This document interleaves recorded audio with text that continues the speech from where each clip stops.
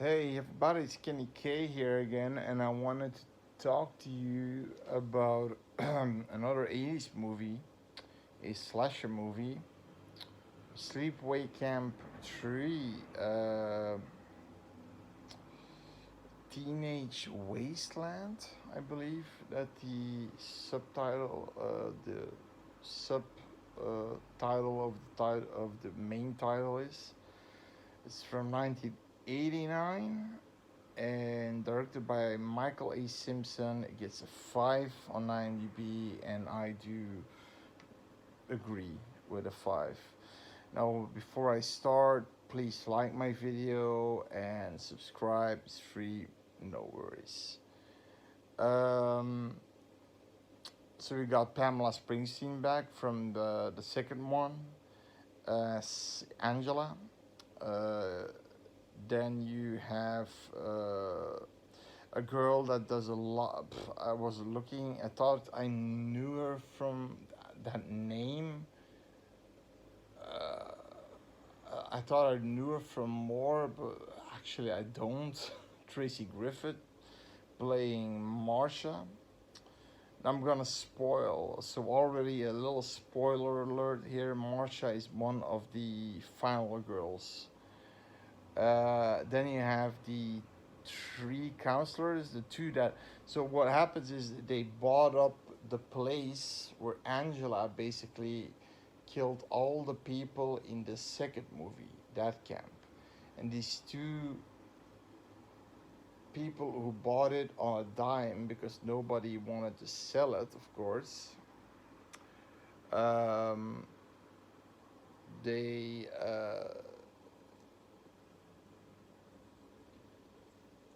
Herman and Lily, they wanted to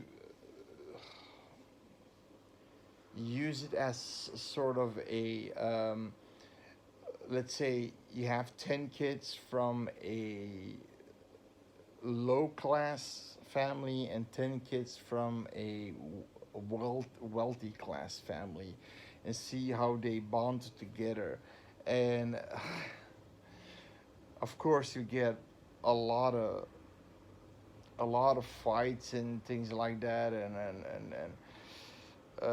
there's also another counselor called Bobby. He's a cop, and he's apparently the father of. If you've seen Sleepaway Camp 2, you should see Sleepaway Camp 2 to kind of understand this one, because this one really it takes place 1 year after, and um,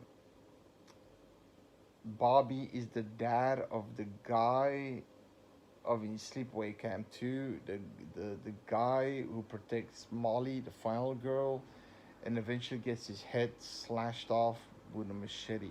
So, yeah, you really should watch the uh, the second one to understand a little bit more of this one, and you'll immediately notice that. So the movie starts with something very cool. The movie basically starts with Angela, who apparently has been studying one of the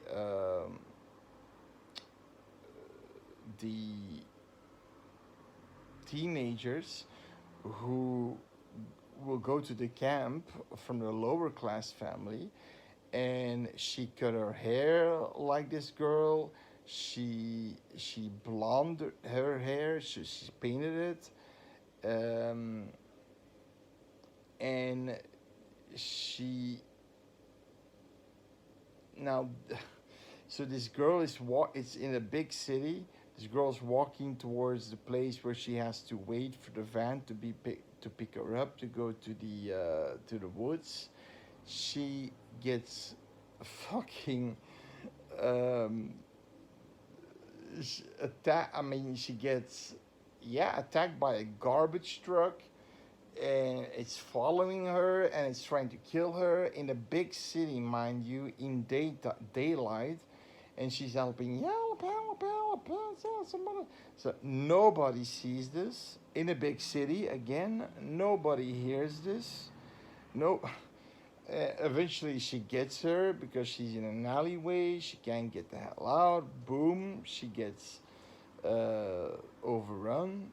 Boonk once, boonk twice. Of course, if you know Angela, she takes a lot of her stuff. She has these sunglasses. He puts her on. She takes her ID and she gets the hell away and goes to um, the pickup point. And the pickup point, then the van picks her up, and then you have this cool title with Angela is back against the wall, like spray painted against the wall, which was pretty cool. But the beginning is so frantic, but also epic that she just, oh, that's the one I want. So I followed my target. Now I want her in daylight in a big city. I'm just gonna steal a garbage truck and then just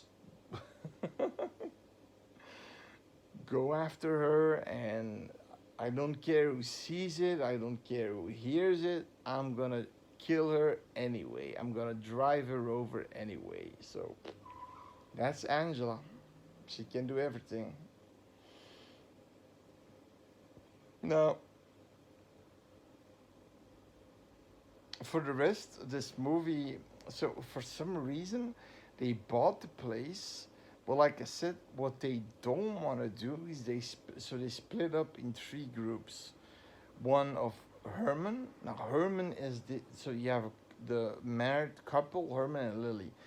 Herman is this rat face looking asshole pervert who wants to fuck this blonde Barbie doll with fake tits, and he's always doing, and he's looking at her while Lily is in the main room where in Sleepaway Camp 2 everybody was addressed through a microphone, and he's sitting there and doing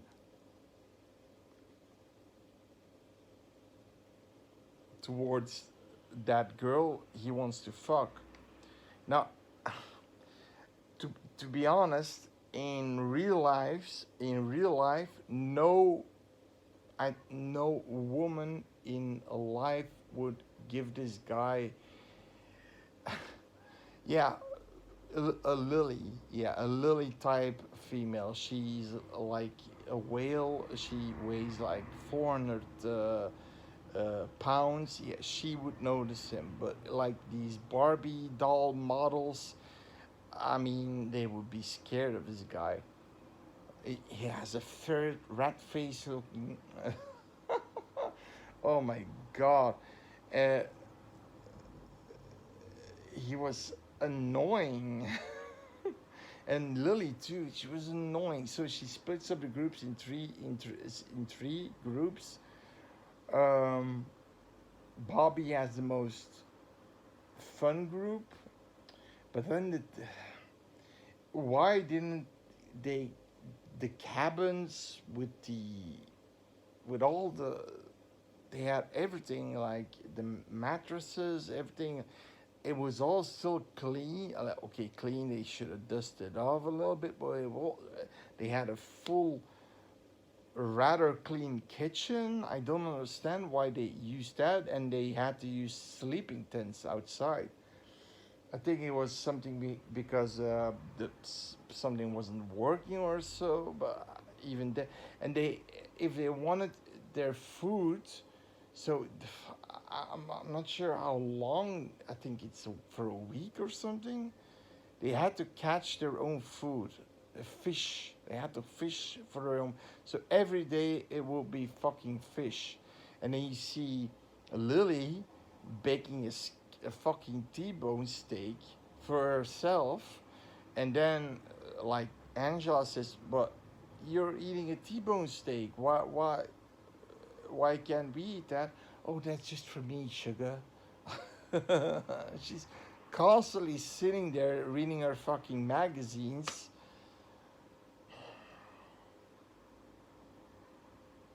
So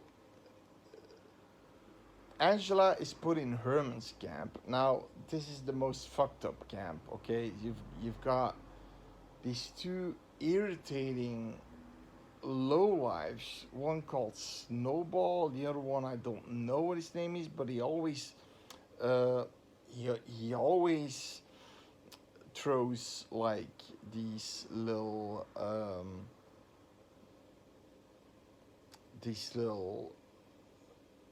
pocket bombs or something. Yeah, and he's annoying. He's annoying as fuck, really. Uh, she kills them all fairly quickly. I believe she kills.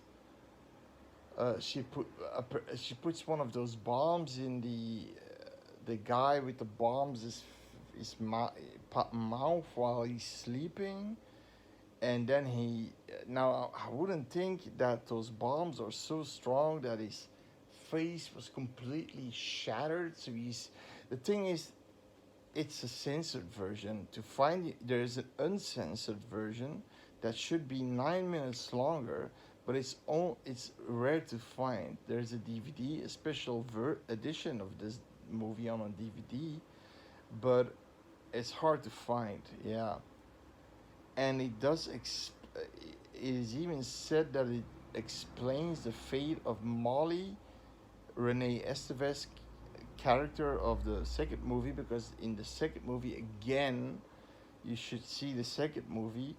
Her fate is left ambiguous because she steps in the car. No, she doesn't step in the car. I believe she stands next to the car, and we see that it's Angela, and she screams out loud. But we don't know what happens to her, and the movie ends. And I believe in that. So that's a spoiler.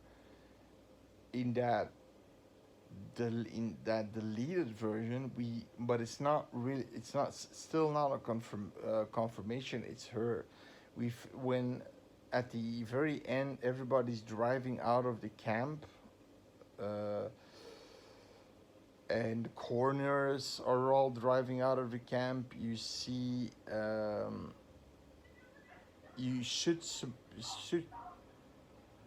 Molly's skeleton hanging on the fence, on the entrance fence, with a worn off shirt and her pants. I believe she has short pants. So with her clothes on she had in the second movie, so it should be Molly. So that should decide the fate, that Molly was killed by Angela. She does. She does in the censored version. She does bring up her name at some point, but that she knew a girl named Molly, and she says that to Marsha, and she kind of reminds her of her. But like I said, there's still a lot of gore, but you can see it's kind of censored. It's aftermath. Usually it's the aftermath you see. Yeah. And apparently then, of course, in the uncensored version, you see the complete kill. Like there's this Asian chick who gets her head chopped off. You In the uncensored version, you can see the axe going through the neck, and you know, through the neck. In this version, you see the axe already in her neck, and but you didn't see the axe going in. No. But the funniest kill has to be Herman. So he's fucking this Playboy model for some reason. He never seen her before. Apparently she loves this guy, a rat-faced looking dude. And it's so funny. So what Angela does is she looks inside, and Herman says, "We got a peeping Tom. I'll do something about him."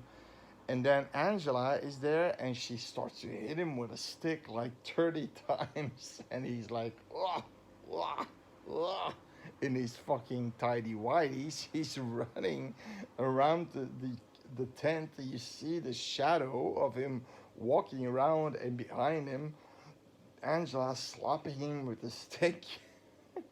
She didn't have any weapons or something that could kill him in one strike, and I think she whacked him for at least 30 times until she got a good whack in his face. And then when the girl steps out, she starts to whack her too, but um, she got Angela got a good hit with her, and she died. It didn't took so long as Herman. It was so funny. It was so funny. Well, like I said, what this movie kind of missed, the first so the first movie is more about atmosphere, right? Atmosphere and tension and the whodunit, right? And the ending, the twist ending. The second movie is more there's a little bit of comedy in there, the one-liners of Angela. She kills a lot of people. She kills somebody with I believe, with a Freddy Krueger hand, knife hand. Um, and Freddy Krueger knife hand, and she has a Jason hockey mask on. And the funny part is that she's fishing in the third movie, and she fishes up the hockey mask of Jason, which she wore in the second movie. um, Now I'm thinking, and the second movie had, but the third movie, it had something that, in my opinion, the second movie had, and this one didn't had. I don't know. The acting wasn't that good. Angela was kind of. She still was fucked up crazy, but she was kind of.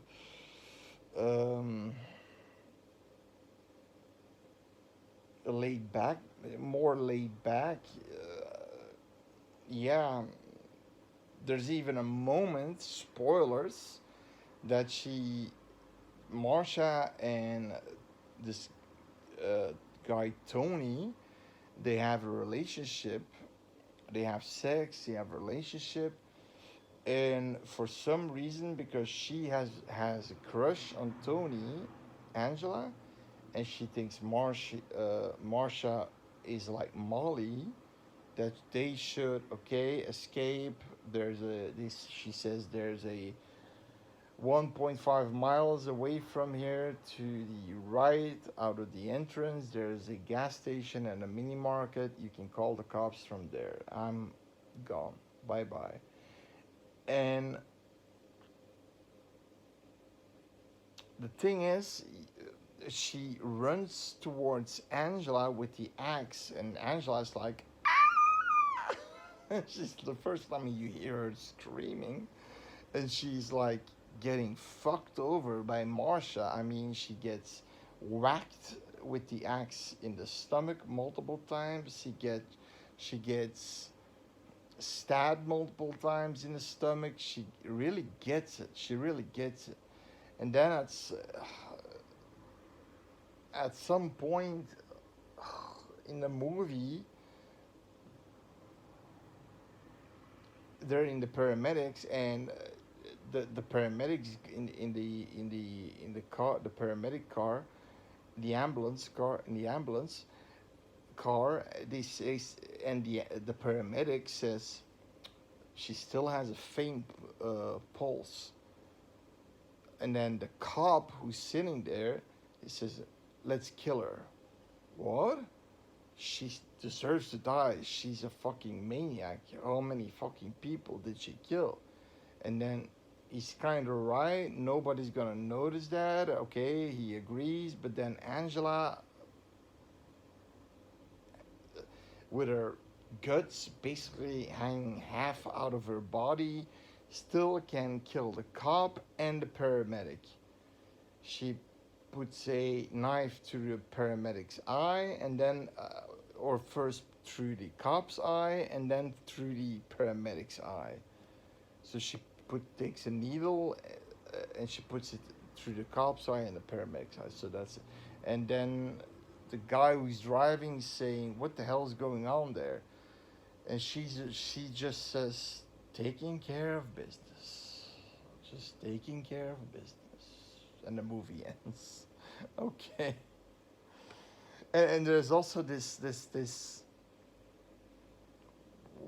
what the fuck moment where Tony is so happy that he and Marcia survived, and he even there's even a moment when he almost died for her, and there's this moment, well, I'm gonna move to Idaho so we can be more together. And then she says, I wouldn't do that.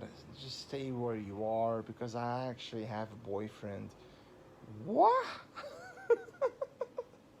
And I have to say, Tony kind of takes it. He's like, okay. Okay, and that's his only reaction to it. I would be like, you fucking bitch.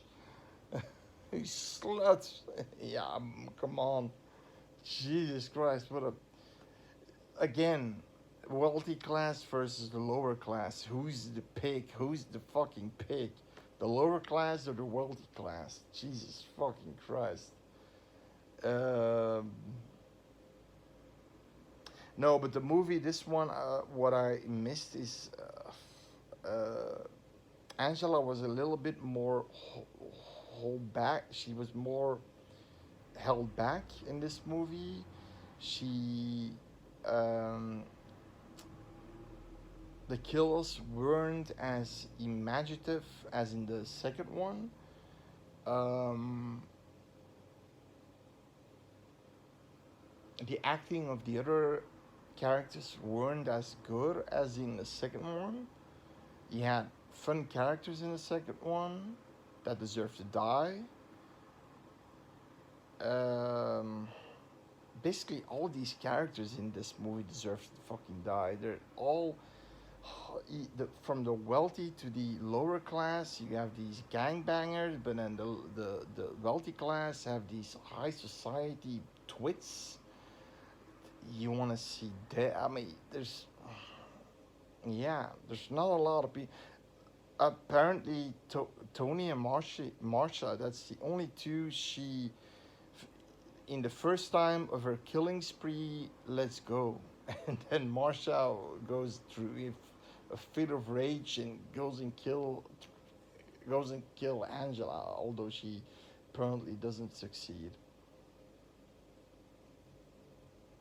But that being said, yeah, it's a toned down version of the second one. Like I said, the acting isn't wow. The kills aren't super. I mean, like I said, whacking somebody like 30 times with just a stick until he dies. That's, I mean, it's just, yeah. And there's no. The only character that I sort of rooted for was Bobby the cop, but he dies fairly easily by they shoot. She takes a gun from the one of the gangbangers, and she shoots him 3 times. And he was strong, the cop. He just smashed closets away, threw tables away. He says, "Come on, how are you gonna do it? Come on." He was really angry. He wanted her to attack her so he can kill her, but she had a gun. So it's so stupid. Why didn't he had a fucking gun on him? I mean, he wasn't there. He said, "I'm here because I'm here because of my son." To what did he say? To